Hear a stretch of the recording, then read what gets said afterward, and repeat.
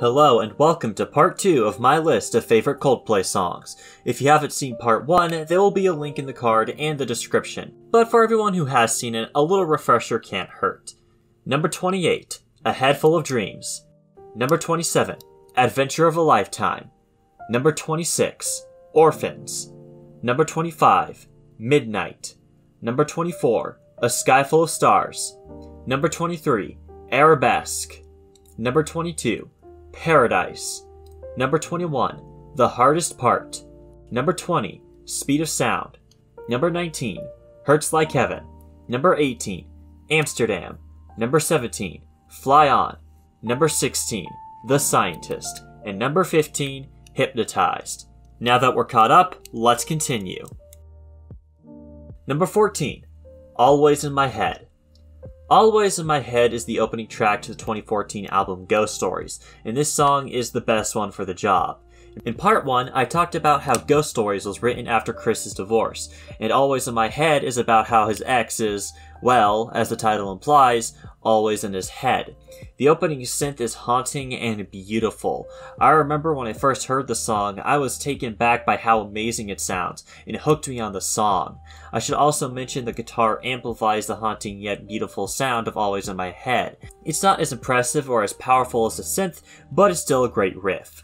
And the track ends with an impactful strike of the bass drum. The song is like a sentence, and the final drum strike is the period signifying its end. Whenever I listen to Always in My Head, I get these images of being lost at sea during a storm, and I think that was the intent of the song, to make the listener feel like they're lost in dark times, so it succeeds at that. It's a shame a music video was never filmed for this song, because I think it has the potential to be something truly special. In the same vein, I think Always in My Head should have been released as a single. I believe the song is too good not to do anything with it. Some may criticize Always in My Head for its repetitive lyrics, but I would argue that the repetitive lyrics demonstrates Chris's obsession. It's not like the lyrics are repetitive to the point of annoyance. They manage to make their point without overstaying their welcome. If I were to say anything critical of Always in My Head, I guess I could say that it feels a little short, and maybe an extra verse would improve it, but it's not that big of a deal. I'm grasping for straws at this point. Always in My Head is criminally underrated. I would highly recommend giving it a listen when you get the chance. Ghost Stories couldn't have asked for a better opening track.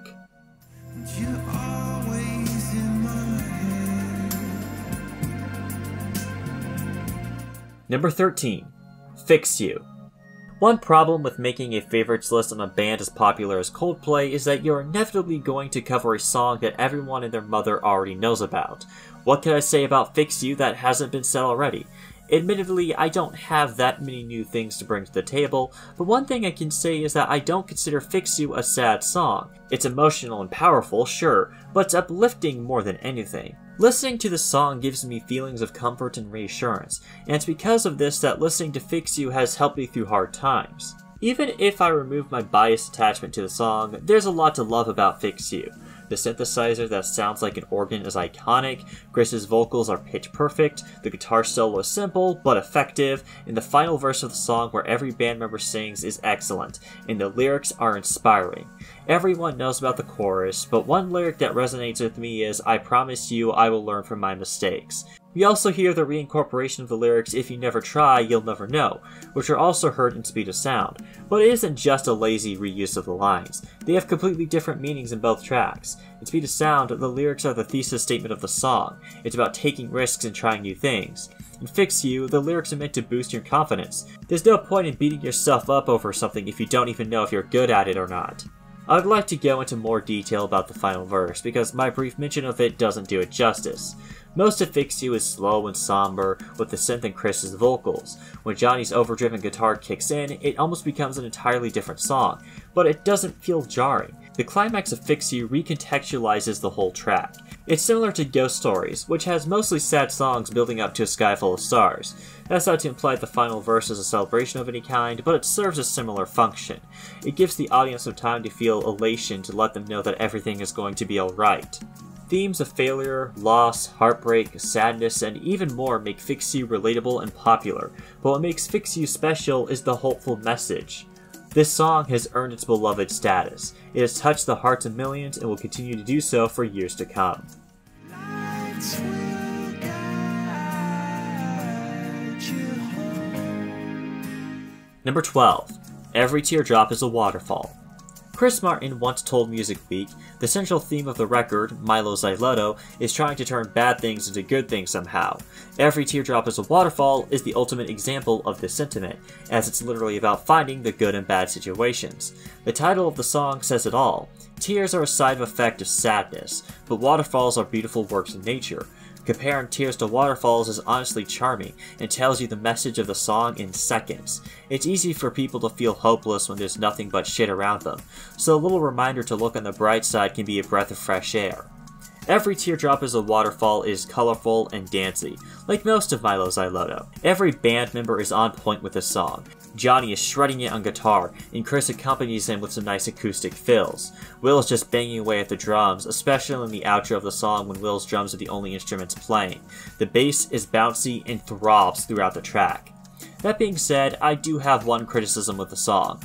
The lyrics, "I'd rather be a comma than a full stop," are genuinely bad. I get what it's trying to say, but it's too on the nose and cheesy.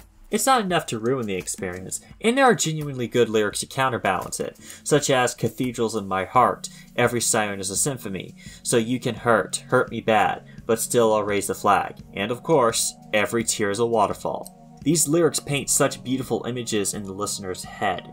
The ending is pure bliss. The roaring guitars, the steady drum beat, and the way Chris singing "Every tear is a waterfall" progressively gets louder makes it a flawless climax for the track.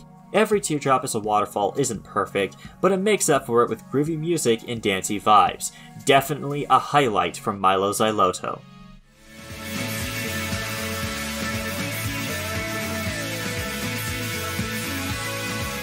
Number 11.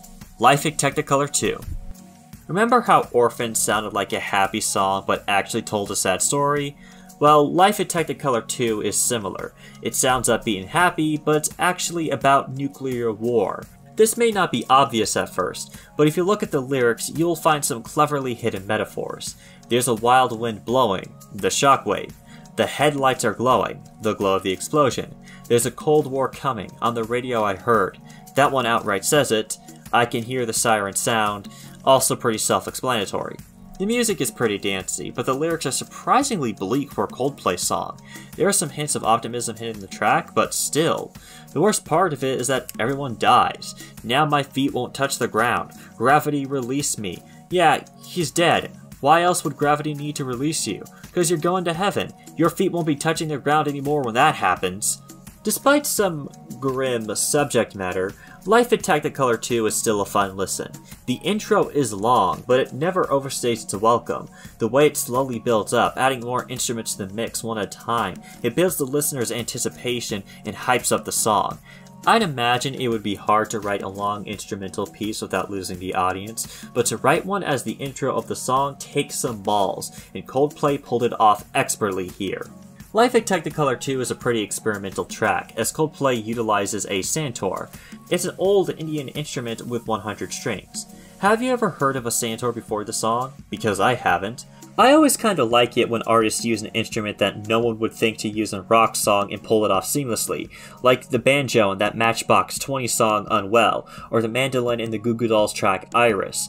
I guess Life at Technicolor 2 has just been added to that list. The santur gives Life at Technicolor 2 a unique edge and helps contribute to its dancey tone. Life at Technicolor 2 was originally just Life at Technicolor, and was going to be the opening track and a single on Viva La Vida or Death and All His Friends, but then someone pointed it out as an obvious single, so the band changed Life at Technicolor 2 to a standard track with no lyrics and renamed the version with lyrics to Life at Technicolor 2 and put it on the Prospects March EP. Honestly, I wish Coldplay would have stuck to their guns and released Life at Technicolor 2 as a single and as the opening track to Viva La Vida, because it more than deserves the honor. Well, at least the song exists at all, even if it is in an inferior form. Life at Technicolor 2 is tonally and musically one of Coldplay's most upbeat and dancey, but lyrically and from a story standpoint, it's actually pretty dark. But the juxtaposition between the two is what makes it such a good and memorable song. While I can't enjoy it as a single, I can still enjoy it as one of Coldplay's greatest tracks.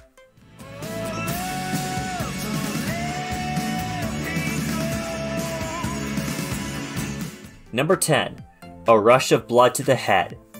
We kick off the top 10 with a song that's slow, long, and atmospheric, and that's what makes it great. A Rush of Blood to the Head has themes of revenge and anger, highlighted by recurring lyrics referring to a burning house. I think the song is about someone trying to get revenge on behalf of a loved one, only to lose the support from said loved one. One of the most fascinating aspects of the lyrics is a reference to the Manhattan Project. I don't know if it was intentional or not, but the similarities between the lyrics and the Robert Oppenheimer quote are hard to deny. This just makes the song so much more mysterious and downright creepy. It adds fuel to the revenge narrative and gives it a sense of fear. While I'm talking about the lyrics, I have to bring up my favorite from the song. So I'm gonna buy a gun and start a war, if you could tell me something worth fighting for. It seems that the narrator of the song is willing to fight, but he doesn't even know what he's fighting. He's just waiting for confirmation from his love, supporting the idea that he's getting revenge on her behalf. The instrumentation, especially the acoustic guitar, helps give A Rush of Blood an ambient and melancholy atmosphere. Chris's vocal performance also contributes. His delivery is almost monotone, but somehow it just enhances the mood. The ending is perfect. The way the narrator asks to see his love gives me the impression that she has left him due to his revenge quest. She has become afraid of what he has become and has decided that it would be best to leave. A Rush of Blood to the Head, the album, not the song, ends with Amsterdam. Now, I love Amsterdam to death, but A Rush of Blood to the Head is a much stronger note to end on. If I was in charge of the track listing for the album, the title track would close it off. While A Rush of Blood to the Head isn't my favorite from the record, it still leaves a hell of an impact and deserves way more love. So I'm gonna buy a gun and start a war. Number 9. Us Against the World. Milo Xyloto was originally conceived as an acoustic album in the same vein as Coldplay's debut record, Parachutes, but after the creation of Paradise, the band reimagined Milo Xyloto as a dancey pop album. Despite this, there are some surviving remnants of the original acoustic idea, such as Us Against the World. The acoustic rhythm in Us Against the World is lovely. It's one of those songs where hearing it inspires me to learn it on guitar, and I'm actually pretty excited to figure out how to play it. Despite this, Us Against the World isn't a purely acoustic track. Johnny joins in with a riff on a jazz guitar, and the background synth that gives the song good texture. Us Against the World is beautiful and relaxing. It's much more simplistic in terms of composition when compared to the most of Milo Xyloto, but that's not a bad thing in the slightest. If anything, the simple and laid-back composition of Us Against the World is what makes it so wonderful. The song is a lyrical goldmine. Coldplay were channeling their inner poets when they wrote these lyrics. They help contribute to the song's beauty, and it's a shame I can't just quote Us Against the World lyric by lyric in this video. One thing I can say is that it's a great collaboration between the band members. Us Against the World starts off with the synth and jazz guitar, setting the stage before passing the baton to the acoustic guitar, which dominates the song alongside Chris's vocals for the first verse and chorus. After that, Will joins in, and Will has the voice of an angel. It's always a treat when he provides his vocal talents. Soon, the synth and jazz guitar return at just the right time, before closing off with the acoustic guitar and synth. Us Against the World is another shining example of why Milo Xyloto is such a good album. It may not be as dancey as other tracks, but it's just as colorful. I'll never get tired of listening to it, no matter how many times it plays.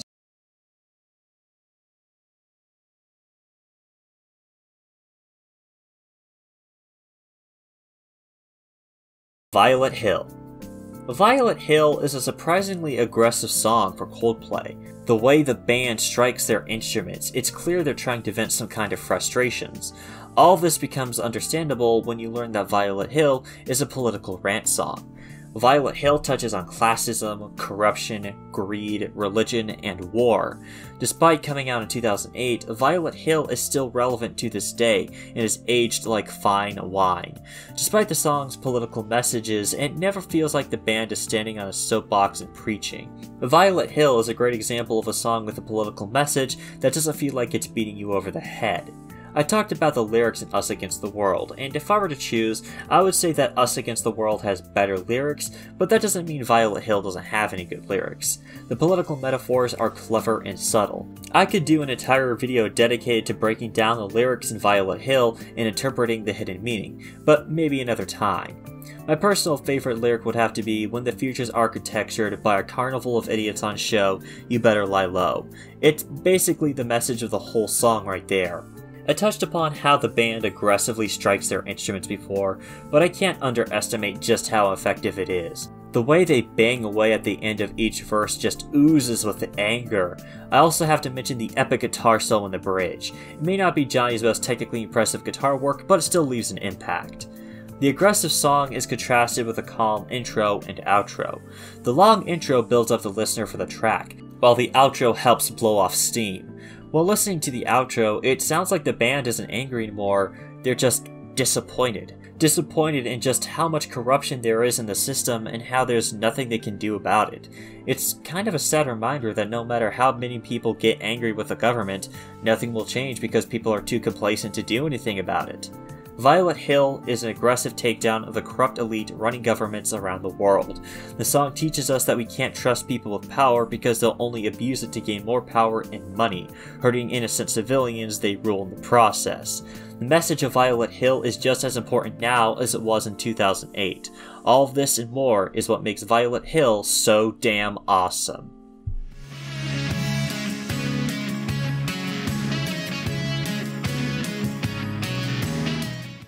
Number 7. Lovers in Japan. Well, this is one hell of a tonal shift, isn't it? We go from the most aggressive song from Viva La Vida or Death and All His Friends to the danciest. Lovers in Japan can be seen as a celebration of Japan, especially when you consider what Chris had to say about the country to Entertainment Weekly. No one associates romance with Japan.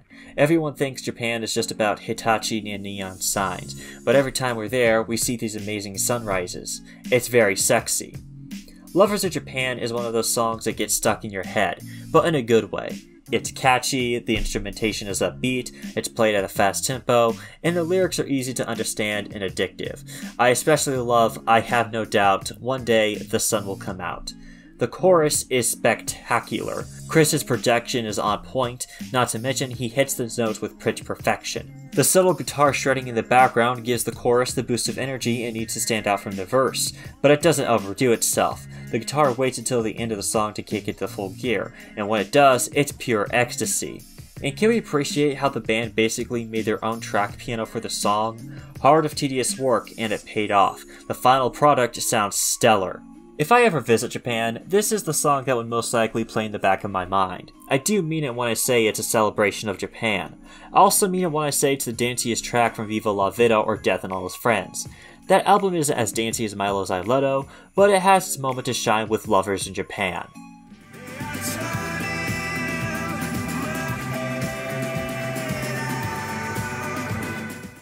Number 6. Strawberry Swing. We're on a roll with these Viva La Vida songs, aren't we? Strawberry Swing is easily Coldplay's most relaxing song, and it's fitting that it follows Violet Hill.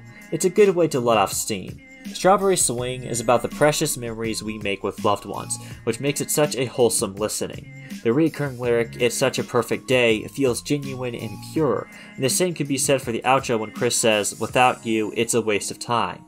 The lyrics aren't the only thing contributing to the song's wholesomeness.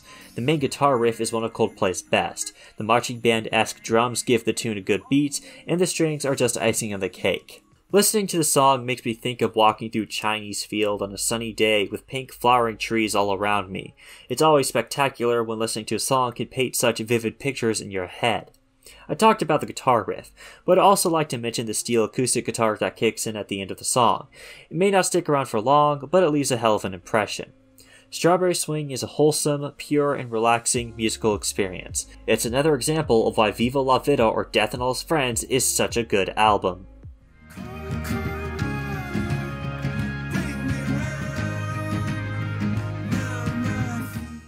Number 5. Daddy. We're going to take a break from Viva La Vida songs for a little while, starting with what I consider to be the saddest Coldplay song ever. Daddy is told from the perspective of a child who was abandoned by their father. It's hard not to have some kind of emotional response to the song, regardless of who you are. I've read comments on YouTube from people whose fathers passed away, or they were a father who lost a child, or their father abandoned them, etc. It goes to show how emotionally powerful and resonant Daddy is.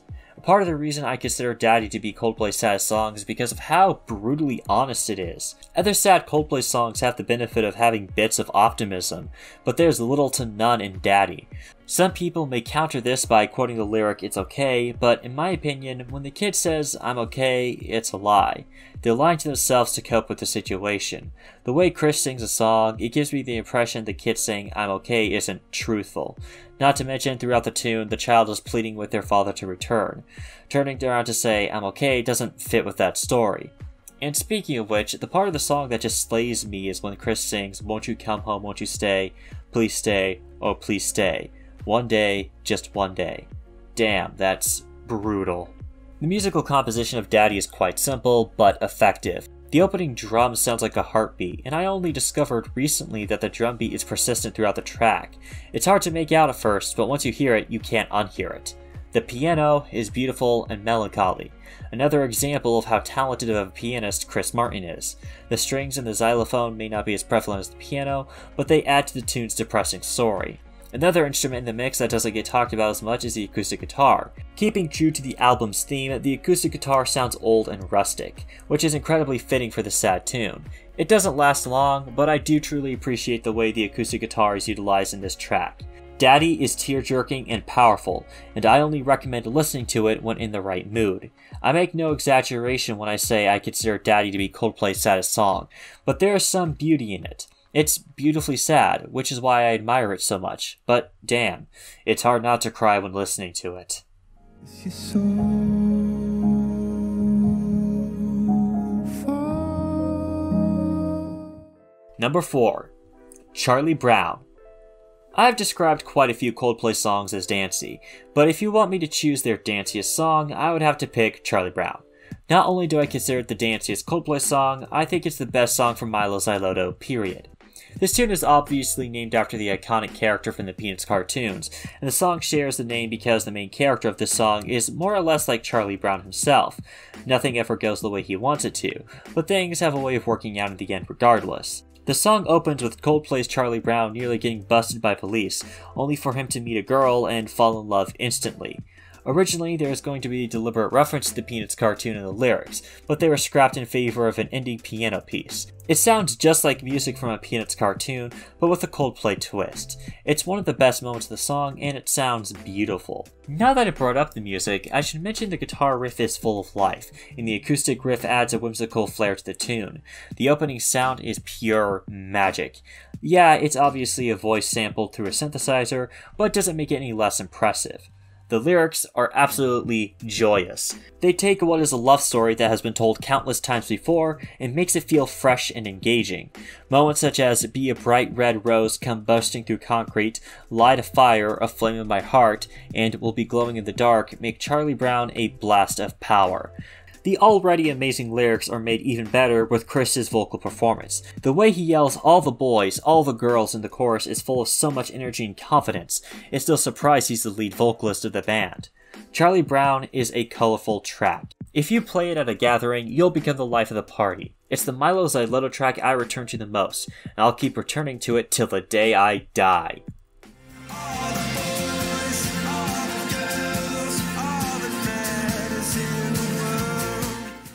Number 3. Viva La Vida. Viva La Vida holds a special place in my heart as it was more or less my first Coldplay song. I have faint memories of hearing songs like Yellow and Clocks when I was a young child, but Viva La Vida was my proper introduction to Coldplay. I remember discovering this song in middle school when I was 13, and I became obsessed with it, and who can blame me? Viva La Vida is told by a king who lost his kingdom. He reminisces about everything he had and how he lost it all. Viva La Vida is actually a sad song if you think about it. From the king acknowledging that he became tyrannical and even doubting he'll make it to heaven because of the evil things he has done. It's some hard-hitting stuff. There's a lot of debate and speculation online over who Viva La Vida is about, whether it's Napoleon, King Louis XV, or Macbeth. I think it was a wise decision for the band not to reveal who Viva La Vida is about. And while there are many interesting videos and articles on the subject all over the internet, I never concerned myself with who Viva La Vida is about. The message of the song applies to all leaders of any time period. It's a cautionary tale of what could happen to leaders if they abuse their power. So in a way, who the song is about is kind of irrelevant. At least it is to me. Besides, we all know it's actually about the Burger King. He had it all till that son of a bitch Ronald took it from him. All joking aside, Viva La Vida is one of Coldplay's most iconic songs, and for good reason. The string orchestra and biblical references in the lyrics give Viva La Vida a unique medieval aesthetic, and since I mentioned the lyrics, they're something to behold. They're a huge part of why Viva La Vida feels so historical. And of course, the chorus is awesome. Hearing the king reminisce and plead for the return to the good old days makes the listener feel kinda bad for him. The chorus is arguably the highlight of the song. References to Jerusalem bells, Roman cavalry choirs, missionaries in foreign fields, and St. Peter reinforce the medieval and historical themes of the track. The final chorus at the end of the song following the bridge is easily the best rendition of the chorus, and it makes the ending satisfying. I also adore the bridge. The instrumental build-up to the choir is executed without fault, and it sets the stage for the final chorus. It's no surprise that Viva La Vida is so iconic. The music, the lyrics, the story, and the mystery of who the song is about have made Viva La Vida a pop culture juggernaut, and I wouldn't have it any other way.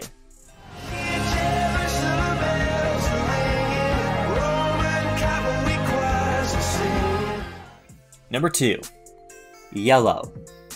While Yellow wasn't Coldplay's first big hit, it is the song that put them on the map, so I have some respect for it for the legacy it started. But my love for this song extends past its historical importance. Yellow is an iconic love song, and it's one of my favorites in the genre. A lot of people have wondered about the significance of the color yellow in this song. When asked about it, Coldplay says they picked it because no other color would work for the song. That's not a very satisfying answer, so I did my own research only to find the color yellow carries many negative connotations, such as cowardice, sickness, and deceit, but also has many positive connotations, such as optimism, joy, and happiness. I believe the color was meant to be used positively in the song, considering how I talked about Coldplay's optimism ad nauseum in this list. I interpret the use of the color for the song to signify the happiness the singer feels when confessing his love. It's nice to see what is sometimes seen as a negative color used in a positive way. The music itself actually feels like the color yellow. That may sound weird and it's hard to describe, but the band wasn't wrong when they said no other color would work. The blend of electronic and acoustic guitars just oozes the color yellow, and it's emblematic of the rest of the Parachutes album. Yellow can also be heard as a time capsule for the early 2000s, but doesn't sound dated at the same time. Everyone and their mother knows about the iconic lyrics, "Look at the stars, look how they shine for you," and those are some of the best lyrics I have ever heard. They're instantly recognizable and iconic. The chorus is mesmerizing. Chris's vocals are downright hypnotic, and ending on a confession of love makes it better. The bridge is an amazing climax for the song. It calls back to the opening lyric and feels like a culmination of everything the song has been building up to. It's easy to see why Coldplay became so popular after releasing a song like this. With Yellow's iconic guitar riff and lyrics, it's only fitting that it would start such a legacy.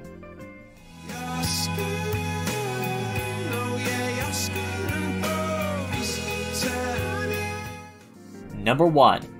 Clocks. Clocks is a masterpiece. Coldplay's magnum opus. Not only is it my favorite Coldplay song, it's one of my favorite songs of all time, period. Clocks is about questioning one's purpose in life. The narrator finds himself in an existential crisis where he can't help but ponder his place in existence, best demonstrated with the lyrics, "Am I a part of the cure, or am I part of the disease?" There are some who have dismissed Coldplay with claims that their music is surface level and not very deep, but I can only question how someone could come to such a conclusion when Coldplay has songs like Clocks in the discography. It doesn't get any deeper than questioning the meaning of life. The lyrics are cryptic yet poetic, which is quite fitting considering the song's story. I quoted one of the lyrics already, and I feel that line could serve as a quick summary of the song's themes. I unfortunately can't quote the full thing lyric by lyric, but I can list a few that stand out. Lights go out and I can't be saved. Shoot an apple off my head. A tiger's waiting to be tamed. Confusion that never stops. Closing walls and ticking clocks. Curse missed opportunities. Home, where I wanted to go. The piano riff is iconic. I talked a lot about the piano on this list, and Clocks has to be the best example of how good Chris Martin is at the instrument. It's not just the piano that's awesome. Every instrument in this track plays their part, just like clockwork. There are so many subtleties in the composition that make the song perfect. For example, the faint noises Johnny makes with his guitar. Most of them are buried in the mix, but you can clearly hear a guitar slide when Chris sings "Closing Walls and Ticking Clocks." Subtle touches like this may come across as superfluous to some, but the fact that the band took the time to include these touches that most wouldn't notice shows how much thought they put into the crafting of Clocks. Clocks is haunting and beautiful. Remember when I said that I have faint memories of listening to Clocks as a child? Well, one of those memories goes a little something like this. I'm in a car with my family. We're driving down an empty road at the dead of night. All that can be seen outside is the road ahead of us, illuminated by headlights. The stars shine against a pitch-black sky. It's so dark, I don't even know where to draw the line between the sky and the earth. The only thing I can hear is this song, playing at full volume.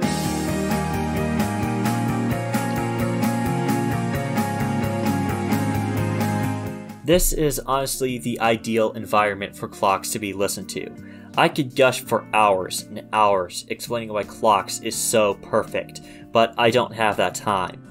All I can say is that Clocks is Coldplay's masterpiece, their magnum opus if you will. Clocks is one of the greatest songs I have ever heard, and words can't describe just how much I love this track.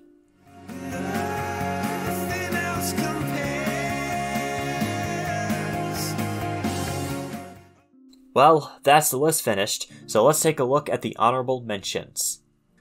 When I close my eyes, I see you.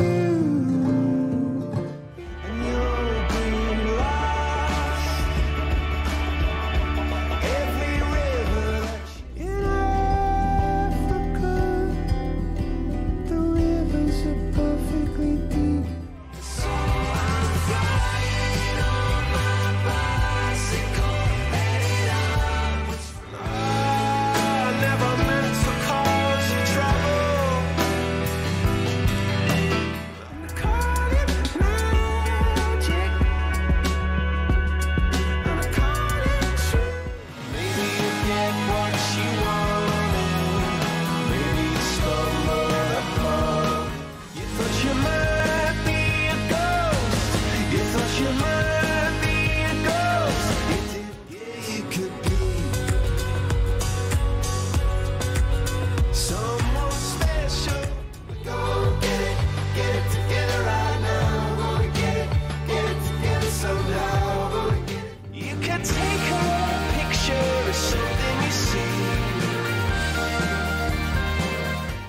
And we live in a beautiful world. Yeah, we do. When I'm cold,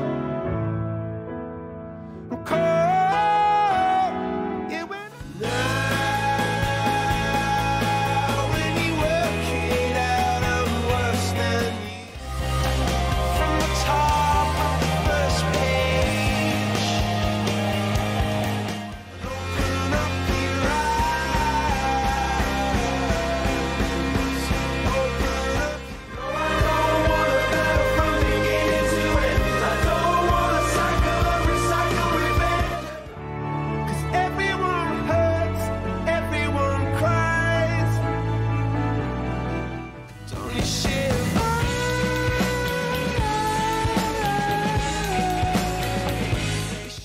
As I said in the beginning of part 1 of this list, I was actually planning on making an entire series dedicated to counting down my favorite songs by my favorite bands.